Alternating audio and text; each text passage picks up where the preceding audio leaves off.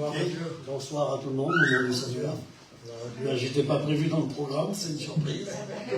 Mais il faut répondre présent. Oui, je suis un voyageur, je suis le petit-fils à Jeannot de Marseille, si quelques personnes l'ont connu. Et puis moi, je suis né dans un quartier semblable à celui-ci.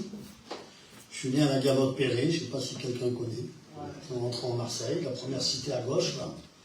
Et moi, je suis né dans cette cité-là. On était pas mal de familles à y vivre. Et puis, dans les années 70, voilà, je suis là. Et puis mon père a été appelé à servir le Seigneur. Alors, on a repris une caravane et puis on est reparti sur les routes. On a quitté la cité, on est reparti sur les routes. Et puis, j'étais toujours partagé entre ces deux mondes. L'été sur les routes, en mission avec les chapiteaux, les réunions de jeunesse, les grandes réunions, hein, ce monde du voyage. Et puis, ce monde où c'est qu'ils étaient un peu plus sédentaires, que quand je venais, je retrouvais mes cousins au pied de l'immeuble. Et puis, on allait dans la cave ensuite, et puis on faisait ce qu'il fallait pas dans cette cave. Et puis, j'ai grandi comme ça, partagé entre ces deux mondes. Et puis, je me disais, j'ai le temps, je suis jeune, je n'ai pas trop besoin du Seigneur, je peux vivre ma vie comme ça, je n'ai pas besoin de lui. Je suis responsable de ma vie, voilà. Et puis, à un moment donné, j'ai touché à ce qu'il ne fallait pas. Et puis, ça ne m'a pas amélioré dans ma vie. J'ai dit, je verrai plus tard pour me convertir, pour arrêter tout ça. Et puis, j'ai fondé un foyer. Et en fondant un foyer, j'ai été du côté de Paris. Je me suis marié avec une fille de Paris. Et puis là, j'ai découvert Paris. Et Paris, toute une vie, on n'aura pas le temps de découvrir chaque affaire qu'il y a. Et chaque affaire qu'il y a, nous éloigne un peu plus de Dieu. Et puis j'ai découvert ce monde de la nuit, de Paris, tout ça. Et puis ça m'a encore plus reculé les réunions, ça m'a encore plus reculé les choses de Dieu. Et le foyer que j'avais bâti là, il était avec ma compagne, mais sans Dieu. Il n'y avait pas de Dieu dans mon foyer. Dans mon travail, il n'y avait pas de Dieu. Dans la nuit, il n'y avait pas de Dieu. Dans la journée, il n'y avait pas de Dieu. C'était que pour notre vie, que pour nos affaires. Et puis voilà que un an a passé, 2, 5, 10, 15 ans.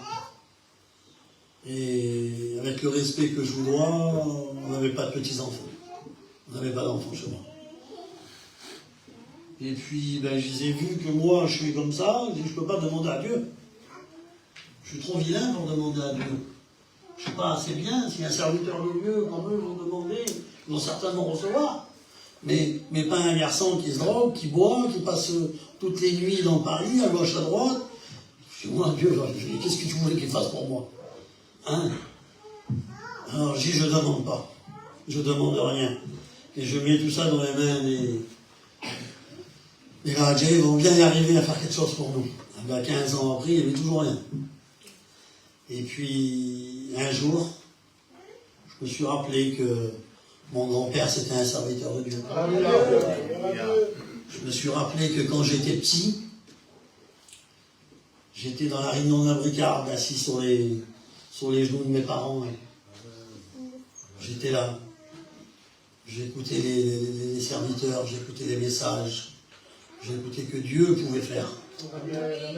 Et un jour, j'ai passé la porte d'une réunion. J'ai rentré. Vous savez, j'ai eu une réunion à côté de chez moi, là, pendant 7 mois. Le chapiteau, il touchait les roues de mon camping. J'ai pas mis les pieds.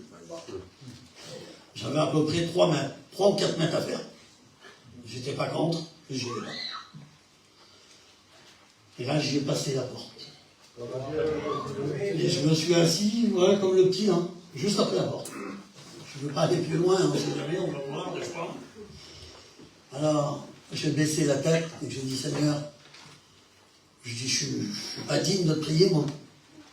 Je dis, je ne suis pas digne de demander quelque chose pour ma vie.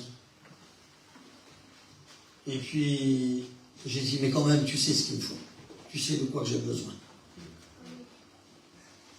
J'ai ressorti. Et ma femme a continué à se faire soigner. Il y avait 15 ans qu'elle faisait. Un an après, on avait un petit garçon là. J'avais demandé une seule fois à Dieu. Et avec cette foi que j'ai demandé, j'ai dit, Seigneur, je m'approcherai de toi. Et pas longtemps après, on a eu un problème chez nous. J'ai perdu mon père. Et à travers la séparation, j'ai accepté Dieu. J'ai accepté qu'il vienne consoler mon cœur. Qu'il vient m'accepter. Qu'il vient me marquer dans un livre qu'il y a dans le ciel. J'ai accepté tout ça. Et aujourd'hui, j'accepte la parole de Dieu, j'accepte Dieu, j'accepte tout le monde. Que Dieu vous bénisse. Amen.